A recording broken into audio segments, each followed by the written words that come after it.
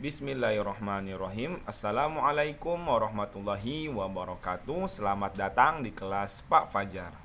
Pengisi suara dari video ini adalah saya sendiri, Pak Fajar. Materi pelajaran. Oke, hari ini kita akan belajar tentang ilmu pengetahuan alam, yaitu yang membahas tentang fungsi air bagi tumbuhan dan hewan. Bahasa Indonesia tentang kalimat tanya, kata tanya bagaimana dan di mana ya. Oke, tujuan pembelajaran melalui menyimak video peserta didik dapat mengidentifikasi fungsi air bagi tumbuhan dan hewan serta dapat membuat kalimat tanya dengan kata tanya bagaimana dan di mana dengan semangat dan teliti. Oke, berdoa sebelum belajar. Allahumma inni as'aluka ilman nafi'an wa rizqan thayyiban wa amalan mutaqabbala. Ya Allah, aku memohon kepadamu ilmu yang bermanfaat, rizki yang baik, dan terimalah amalanku. Sebelum mulai belajar, Bapak mau mengingatkan kalian untuk selalu mempraktekkan 5M. Apa itu 5M? 5M adalah memakai masker, menjaga jarak, mencuci tangan, menghindari kerumunan, dan mengurangi mobilitas.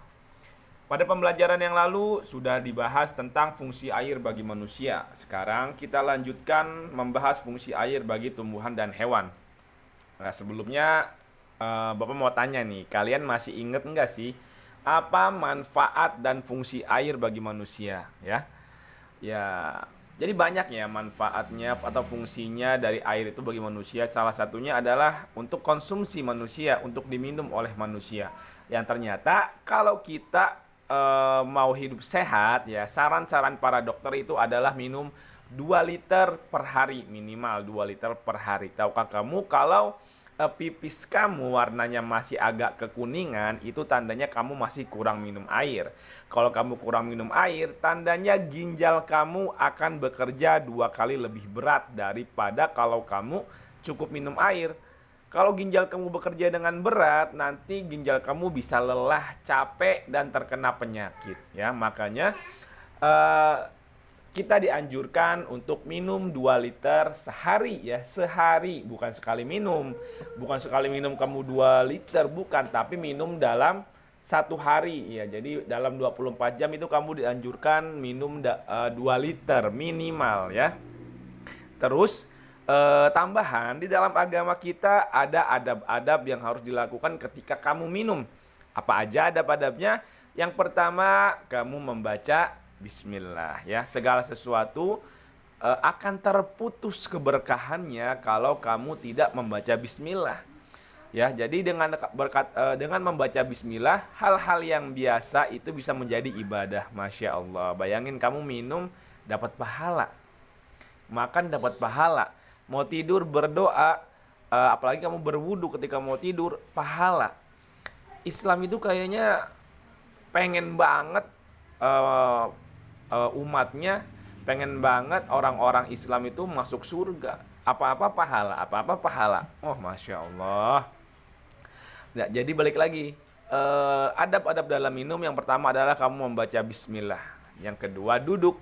Nah, ternyata Bapak dapat info ketika kita minum sambil berdiri, nah nanti air itu akan meluncur langsung tuh di usus kita tuh, menabrak atau pokoknya terjadi kerusakan, bisa terjadi kerusakan pada bagian dalam tubuh kita kalau kita minum sambil berdiri, apalagi minum sambil berlari. Oh, Masya Allah, bisa ada kesalahan-kesalahan atau bisa ada penyakit-penyakit yang timbul ketika kamu minum sambil berdiri. Oh, na'udzubillah min dzalik. Semoga Allah melindungi Bapak dan kalian semua dari penyakit ya. Ketika kamu minum dalam keadaan duduk, maka itu lebih sehat ya. Bukan Nabi Muhammad menyampaikan ini 1400 tahun yang lalu kurang lebih. Tapi penelitian hari ini membuktikan bahwa memang dianjurkan kita itu minum sambil duduk. Masya Allah ya. Berita dari langit tuh nggak mungkin salah. Berita, informasi dari yang menciptakan manusia pasti ya baik untuk manusia. Yang paling tahu kebaikan buat kita adalah yang menciptakan kita ya kan. Yang paling ngerti masalah mobil ya orang yang membuat mobil. Yang paling ngerti masalah handphone, orang yang merancang handphone. Yang paling ngerti tentang kita adalah Allah yang telah menciptakan kita. Masya Allah. Terus selanjutnya adabnya ketika kita minum, pertama tadi berdoa baca bismillah, lalu duduk. Yang ketiga, minum dalam 3 tegukan maksimal ya. Jadi jangan kalian minum glek glek glek glek glek glek glek langsung habis 1 gelas. 1 gelas besar tuh langsung habis. Sampai-sampai kata Rasulullah itu minumnya seperti onta yang kehausan. Nah itu nggak boleh. Nggak boleh minum seperti onta yang kehausan. Minum sedikit-sedikit ya. Makanya kenapa katanya orang Jepang itu umurnya panjang-panjang. Kamu perhatiin aja orang Jepang minum teh itu gelasnya kecil ya. Paling 1 teguk habis. 1 teguk habis, 1 teguk habis. Terus ketika mereka makan pakai sumpit. Pakai sumpit seberapa banyak sih ya? Kalau kita kan pakai tangan ya. Sekali makan 1 genggam. 1 kepal. Sekali makan tuh. Kalau orang Jepang pakai sumpit. Jadi sekali makan tuh cuma ya sekenanya sumpit aja, sedikit-sedikit gitu ya. Makanya orang-orang Jepang itu banyak yang umurnya panjang, terus mereka itu kebanyakan bukan beragama Islam, tapi orang-orang Jepang itu ternyata banyak mengamalkan ajaran-ajaran Islam di dalam kehidupannya ya kan, kayak apa tuh disiplinnya mereka ya. Islam mengajarkan disiplin. Orang Jepang dari kecil udah disiplin. Nggak ada tuh orang ngantri sodok-sodokan, dorong-dorongan, lempar-lemparan. Nggak ada. Kalau di Indonesia orang ngantri, apalagi anak-anak ya. Kalau di Jepang tuh udah mulai dari anak-anak, mereka tuh bisa mengantri dengan sangat rapih ya. Kalau di Indonesia kalau pada ngantri, itu ngantrinya apalagi anak-anak, orang tua juga mungkin masih ada ya, suka nggak tertib, suka dorong-dorongan, suka nyodok-nyodokan. Kalaupun pernah nih ada yang ngantri panjang, kok nggak berisik, nggak rame, ternyata apa? Ternyata yang ngantri adalah sendalnya. Sendalnya tuh berbaris sampai ke belakang, orangnya nggak ada. Ya, ada kayak gitu di Indonesia tuh, kreatif ya. Ya tapi inti bahasannya orang-orang Jepang itu ternyata mereka banyak mengamalkan apa-apa yang disuruh oleh Islam, apa-apa yang dianjurkan oleh agama Islam. Maka kita ketahui bahwa kualitas orang Jepang itu dalam satu sisi sangat sangat baik gitu ya. Walaupun dalam sisi lain katanya banyak orang-orang Jepang itu yang bunuh diri karena beban kehidupan yang sangat berat di sana. Oke, selanjutnya ketika kita udah berdoa, terus sudah minum sambil duduk, terus minumnya maksimal 3 kali tegukan, dan setiap tegukan itu baca bismillah, bismillah, bismillah, bismillah, kayak gitu. Setiap tegukan baca bismillah. Terus yang selanjutnya adalah kita tidak boleh bernafas di dalam gelas ya. Apalagi ketika airnya panas, kita nggak boleh meniup. Air panas nggak boleh ditiup. Nah ternyata ada penelitiannya tuh. Uap yang ditimbulkan oleh air panas ketika terkena karbon dioksida dari mulut kita, dari tubuh kita, dari hembusan nafas kita, itu bisa jadi racun tuh, ya. Itu penelitiannya baru-baru ini. Rasulullah memperingatkannya sejak beberapa ribu tahun yang lalu. Masya Allah ya. Berita dari langit, sekali lagi berita dari langit, dari pencipta kita, nggak mungkin salah kan. Nah maka itu salah satu adab dari minum air ya. Fungsi air salah satunya adalah untuk minum. Untuk membersihkan tubuh, untuk mandi. Rasulullah pernah bersabda, pernah berkata kepada sahabatnya, menurut kamu kalau di depan rumah kita ada sungai, lalu setiap hari kita mandi 5 kali sehari dari sungai itu, bagaimana menurut kamu? Terus kata sahabat menjawab, oh sudah pasti kita akan sangat bersih, nggak ada kumannya, nggak ada kotorannya di tubuh kita. Terus kata Rasulullah, itulah fungsi sholat bagi diri kita, ya.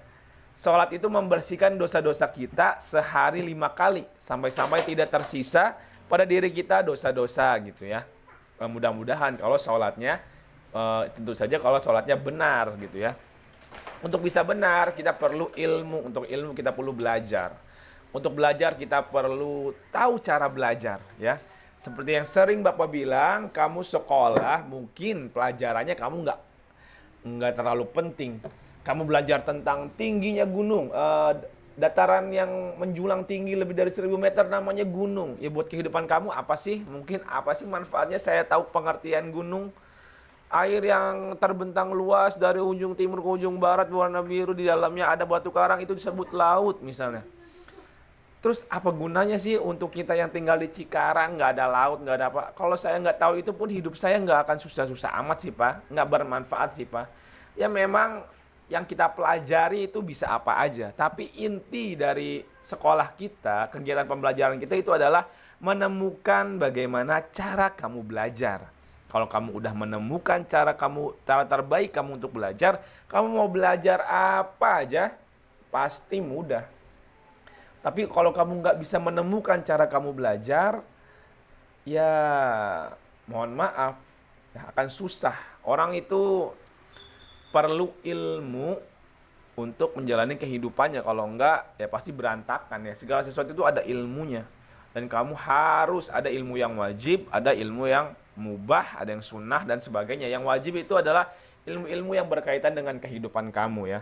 Kamu contohnya kalau dalam agama Islam, kamu itu harus tahu tentang sholat, kamu harus tahu tentang zakat, kamu harus mengerti cara puasa, kamu harus mengerti tentang pergi haji, itu wajib. Wajib kamu ketahui hal-hal yang wajib dalam kehidupan kamu. Mungkin kalau kalau di luar agama gitu, kamu wajib belajar membaca, kamu wajib bisa belajar menghitung, kamu wajib bisa untuk apa namanya olahraga dan sebagainya, matematika gitu ya.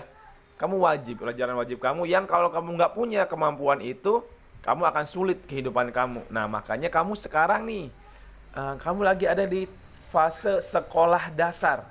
Artinya kamu belajar dasar-dasar kemampuan kamu untuk hidup, ya.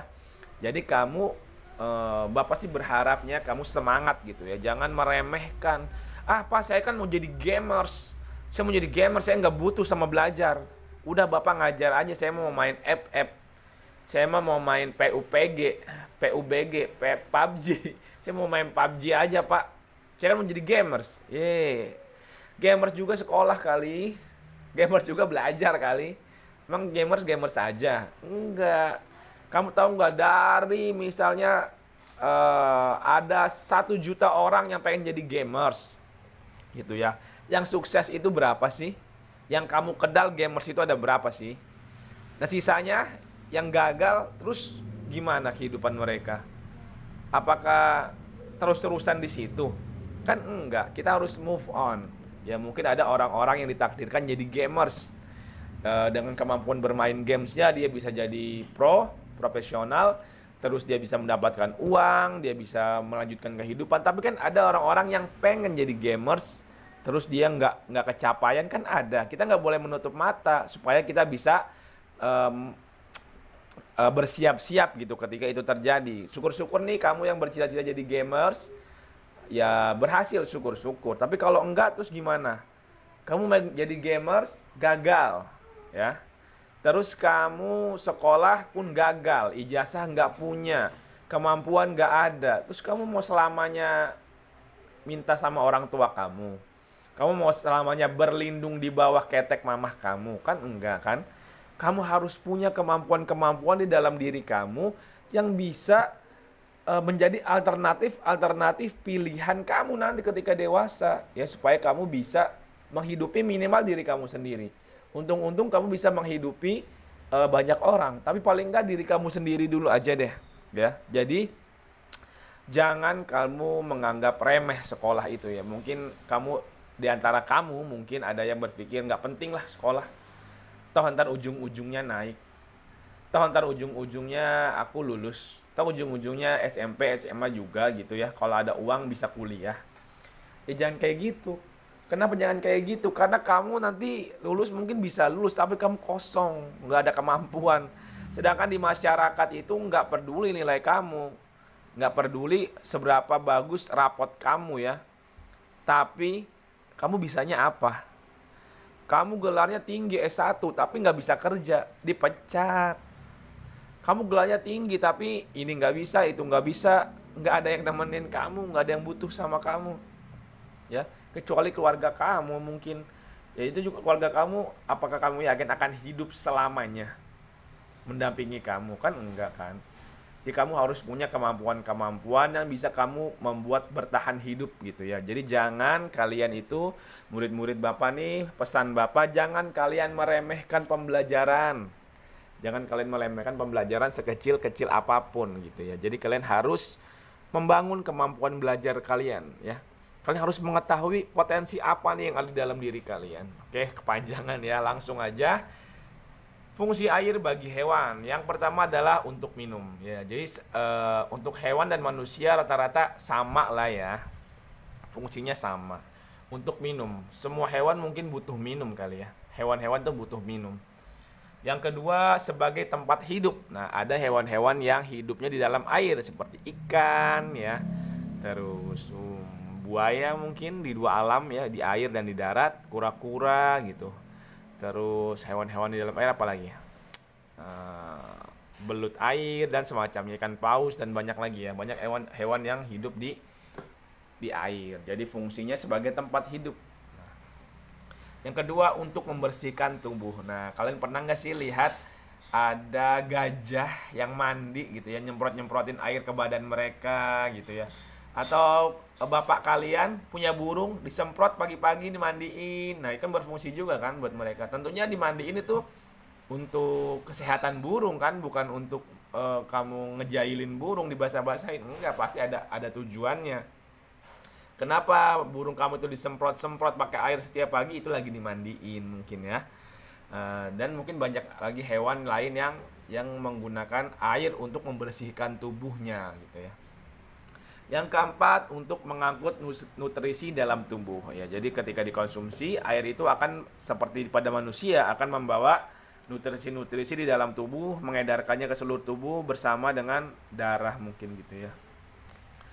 Lalu untuk memproduksi susu ya. Jadi hewan-hewan seperti hewan-hewan mamalia. Hewan-hewan mamalia itu adalah hewan-hewan menyusui. Mereka sangat membutuhkan air untuk mereka memproduksi susu. Dan kadang-kadang susunya hewan itu nggak cuma buat anak hewan, tapi buat anak manusia juga ya. Seperti kita sering konsumsi susu sapi ya, susu beruang. Tapi susu beruang itu yang kamu beli di warung-warung itu sebenarnya susu sapi sih. Ya, mereknya susu beruang, isinya susu sapi, terus iklannya naga sih. Ya gitu pokoknya. Terus ada juga yang namanya susu kambing ya. Ada yang namanya susu onta mungkin ya, wallahu alam mungkin ada. Yang ya pada intinya susu manusia menggunakan susu dari dulu, dari zaman Nabi sampai sekarang menggunakan susu untuk dikonsumsi, susu hewan gitu ya, untuk dikonsumsi.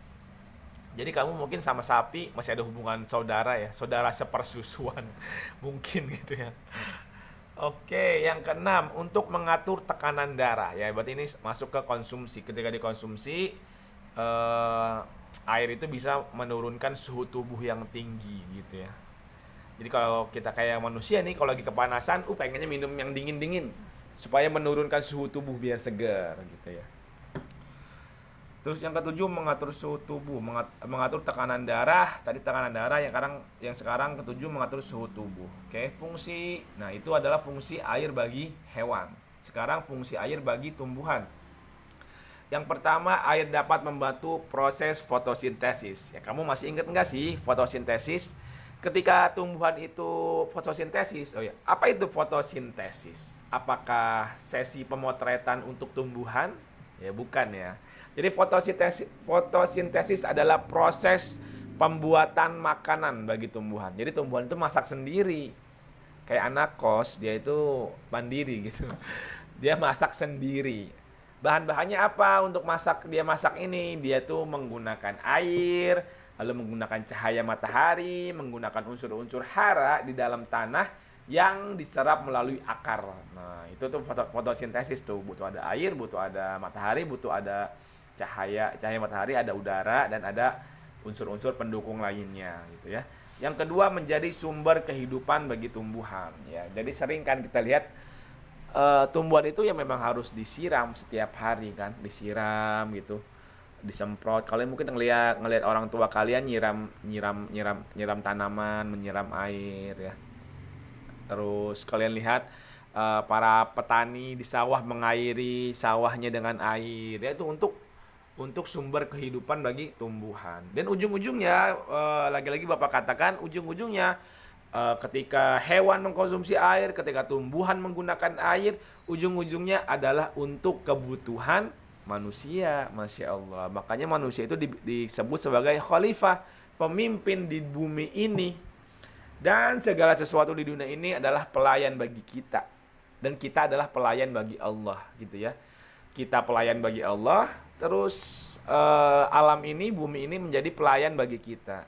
Jadi kita menggunakan alam ini, tumbuhan, hewan dan segala macamnya untuk manfaat bagi diri kita agar kita bisa beribadah kepada Allah. Nah, kayak gitu. Ya, hubungannya. Jadi ujung-ujungnya mau tumbuhan mau hewan itu adalah manfaatnya bagi manusia karena manusia adalah khalifah atau pemimpin dari bumi ini. Dan itu berat loh. Kalian diminta pertanggungjawabannya. Setiap kalian adalah pemimpin. Seorang ayah adalah pemimpin bagi keluarganya. Seorang ibu adalah pemimpin bagi anak-anaknya. Dan paling enggak, setiap kalian adalah pemimpin bagi diri kalian sendiri. Ya kan? Paling enggak ya. Kalian adalah pemimpin bagi diri kalian sendiri. Jadi kalian jangan mau tuh. Tubuh kalian tuh milik kalian. Jangan mau disuruh-suruh sama setan. Kapan kamu disuruh setan? Ketika kamu melakukan hal-hal yang buruk. Ketika ada kepikiran di pikiran kamu hal-hal yang buruk.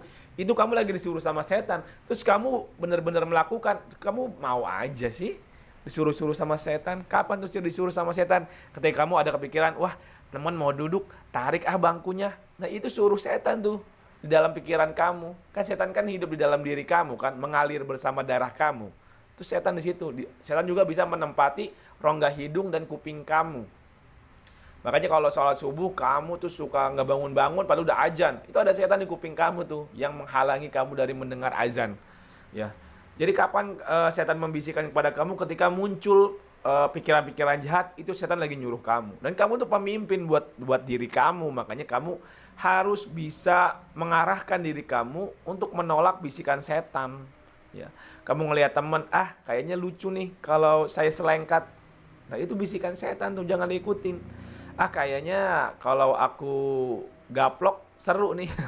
Tandangis seru kayaknya nih ya. Itu bisikan setan tuh, jangan kamu ikutin. Karena kamu adalah pemimpin untuk diri kamu. Dan kamu akan dimintai pertanggungjawaban. Oke, yang ketiga, fungsi air adalah sebagai pengangkut zat hara dan nutrisi dari tanah. Ya, tadi seperti Bapak bilang, untuk fotosintesis butuh banyak bahan-bahan gitu ya. Untuk masak nih tumbuhan butuh banyak bumbu-bumbu. Bumbunya itu diambil dari dalam tanah, yang mengangkutnya masuk ke dalam tubuh batang tumbuhan, ke dalam daun, ke dalam bunga, ke dalam buah adalah air. Yang keempat, berfungsi untuk mendorong proses respirasi dan pergerakan tumbuhan. Jadi tumbuhan itu bernafas loh, sama seperti manusia. Tapi kebalikan, kalau manusia itu ketika manusia bernafas menghirup oksigen, mengeluarkan karbon dioksida. Kalau tumbuhan itu ketika pagi ini tumbuhan dia menghirup karbon dioksida dan mengeluarkan oksigen. Makanya kamu kalau dekat pohon bawaannya adem bener. Kenapa tuh? Karena tumbuhan itu lagi ngeluarin oksigen buat kamu tuh. Oksigen yang bersih, udara yang bersih itu buat kamu dikeluarin tuh. Jadi kamu kan tumbuhan yang ngeluarin oksigen, kamu menghirup oksigen yang keluar dari tumbuhan. Jadi seger tuh di bawah tumbuhan. Tapi kebalikannya, kalau malam tumbuhan itu menyerap oksigen dan mengeluarkan karbon dioksida. Makanya kamu jangan naruh tanaman di dalam rumah. Ntar kalau kamu tidur malam-malam berebutan oksigen dah. Jadi kamarnya terasa sesak. Karena kamu rebutan sama pohon. Ya, makanya pohon di luar aja. Kalau kamu bangun pagi, buka pintu, banyak pohonnya, pasti seger tuh. Kenapa? Karena pagi hari tumbuhan lagi ngeluarin oksigen, ya. Tapi sayang sih, orang-orang tuh lebih banyak membangun tiang listrik daripada menanam pohon. Padahal pohon itu, ya udahlah. Ya padahal pohon itu menghasilkan oksigen gitu. Tapi kenapa dipotong sampai penggundulan hutan? Indonesia itu dulu paru-paru dunia, tapi sekarang paru-parunya kanker. Kenapa kanker? Karena sebagiannya dari pohon di Indonesia itu sudah dipotong, tumbang. Dipotong lah pokoknya. Untuk apa? Untuk kemudian dibangun kelapa sawit. Kenapa kelapa sawit? Karena perusahaan-perusahaan besar menggunakan kelapa sawit ini sebagai komoditinya gitu ya, sebagai bahan jualannya. Jadi pohon-pohon yang ada ditebang semua, ada yang dijadikan perumahan, ada yang dijadikan perusahaan, ada yang ditanami kelapa sawit gitu ya. Ya gitu deh. Jadinya rusak hutan kita. Padahal kehidupan kita salah satunya itu menjadi bagus, menjadi enak, menjadi sehat gara-gara tumbuhan. Tapi manusia untuk dapat duit merusak tumbuhan. Entar duitnya banyak, sakit buat apa kan? Duitnya banyak tapi sakit buat apa? Masya Allah. Jadi kamu nih murid-murid Bapak yang Bapak sayangi, semoga Allah rahmati. Nanti semoga kalian bisa jadi anak-anak yang bisa memimpin negeri-negeri ini. Kalian bisa jadi RT, jadi RW, jadi DPR. Mudah-mudahan ya Bapak doain nih murid-murid Bapak. Kalau kamu masih ingat sama Bapak gitu ya. Wah, Bapak aja dulu pernah doain saya jadi orang hebat, sekarang kejadian. Alhamdulillah. Alhamdulillah dong. Amin ya. Ketika kalian menjadi orang-orang penting, maka Bapak berpesan kepada kalian, bijaklah ya. Jadilah orang yang bijak. Bagaimana caranya Pak jadi orang yang bijak? Pelajarilah agama kalian. Pelajarilah agama Islam dengan benar, maka Allah yang akan menjadikan kalian jadi orang-orang yang bijak. Oke? Oke, langsung aja tugas yang pertama, kerjakan tugas kalian pada link di bawah ini. Nanti tugasnya Bapak kirim di grup ya. Ini ada linknya nih. Nanti Bapak kirim di grup. Tugas kedua dari pelajaran tentang fungsi air bagi hewan dan tumbuhan, buatlah 2 pertanyaan sesuai dengan penjelasan sebelumnya. Kalian buat pertanyaan ya. Pertanyaannya bebas aja deh ya. Nggak harus yang kayak tadi tuh, nggak harus. Apa aja, terserah kalian pertanyaannya. Buat 2 pertanyaan. Ya, buat 2 pertanyaan dari kata tanya yang berbeda. Mau apa, di mana, siapa, bagaimana, kapan, terserah. Buat 2 pertanyaan dan beserta dengan jawabannya berdasarkan yang tadi nih, fungsi air bagi tumbuhan, fungsi air bagi hewan. Terserah kalian pertanyaannya apa. Ya, itu materi tugas yang keduanya. Tugas yang pertama games lagi ya. Oke. Sekian pembelajaran hari ini. Kita tutup pembelajaran dengan doa kafaratul majelis. Subhanakallahumma wa bihamdik asyhadu alla ilaha illa an astaghfiruka wa atubu ilaik. Wassalamualaikum warahmatullahi wabarakatuh.